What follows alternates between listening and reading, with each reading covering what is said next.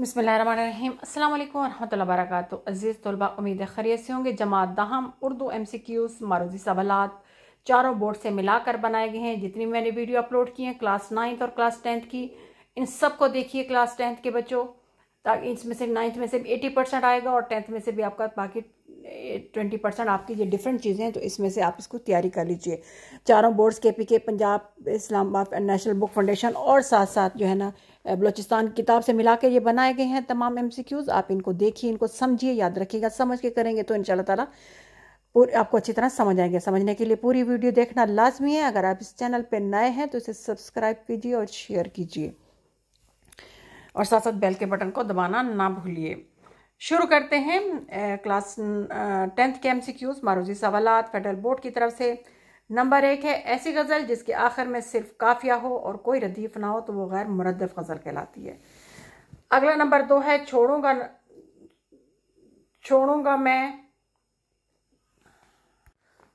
ना मैं उस बुत काफिर का पूजना, छोड़े ना खल्क गो मुझे काफिर कहे बगैर।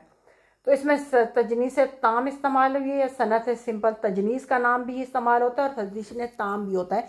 ये दोनों एक चीज़ के दो मानी हैं, यानी जो एक किसी शेर में या नसर में दो अल्फाज ऐसे इस्तेमाल हों जिनका शक्ल सूरत एक हो, हिज्जे एक हो, लेकिन मानी मुख्तलिफ हों, तो वो सनत तजनीस ताम या सनत तजनीस कहलाती है। जैसे इसमें काफिर 2 दफ़ा लफ्ज़ इस्तेमाल हुआ है। उसके बाद नंबर 3 है, शम्मा बुझती है तो इसमें धुआं उठता है, शोला इश्क से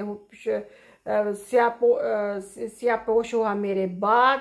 इसमें हुस्न तालील इस्तेमाल हुई कि इसके हकीकत से ऐसा हुस्न तालील वो सनत होती है जिसको ऐसी शराना इल्ला जिसका हकीकत से कोई ताल्लुक ही ना हो।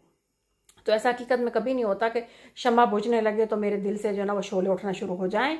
उसके बाद नंबर 4 है, हर मुसलमान रगे बातिल के लिए नश्तर था। इल्म बयां की रूह से क्या ये तशबिया है, यानी मुसलमान को जो है ना वो रगे बातिल यानी उसको काटने के लिए जो है ना नश्तर यानी चाकू या छुरे का काम जो है ना वो करता है, तो ये तशबिया इस्तेमाल हुआ है। नंबर 5 है, हकीम से ये कुछ चीज़ें हो जाती हैं वो थोड़ी समझने मुश्किल होती है, आप उसको थोड़ा सा ऐसे रट लिया करें। उसके बाद है नंबर 5 है, हकीम साहब ने नफ्स पर हाथ रखकर मरीज की तशखीस कर दी। ये किसकी मिसाल है, ये मजाज मरसल की मिसाल है। इसमें जुज कहकर कुल कहकर जुज मुराद लिया गया कि नफ्स पे जो है ना वो हाथ नहीं रखा जाता, बल्कि थोड़ी 2-3 उंगलियां रखी जाती हैं टेम्परेचर मालूम करने के लिए।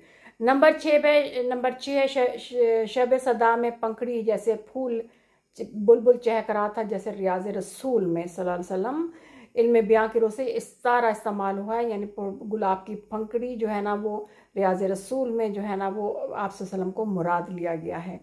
नंबर 7, प्यासी जो थी सिपह खुदा 3 रात की, सहल से सर पटकती थी मौजें फरात की। इसमें भी हुस्न तालील इस्तेमाल हुआ है, यानी ऐसी शराना इल्ला जिसका